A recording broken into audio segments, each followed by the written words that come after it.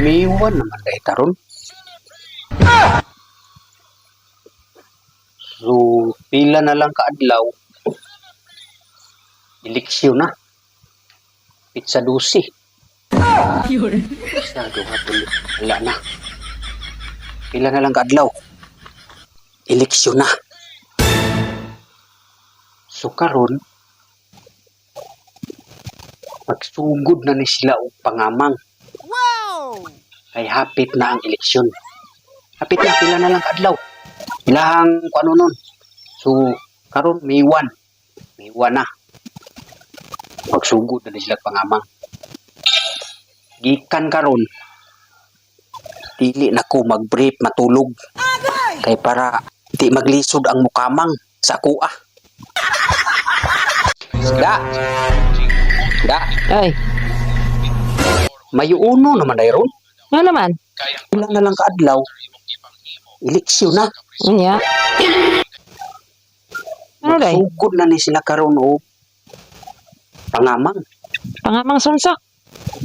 Ana mo ginang eleksyon na mo ginay kamang-kamang ba? Mangkamang. Mo man ang gina-skrito karon nga ganang skrito nga ginabuhat ang mga nanagan karon ba kanang kailangan nila yung kamangon. Ya. Nagkita may ginina ni Marilyn. Nag-isturahan na ini. So daw. Bahay na ng kamang-kamang. Unya.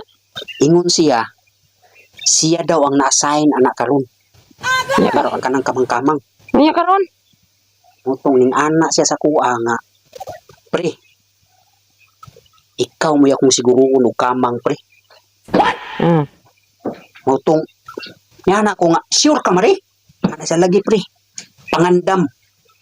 Di lang ko magsulti og kanus kumukamang sa imuha. Basta ikaw akong unahog kamang. Unya karon. Mao nga, naka-hunahuna ko.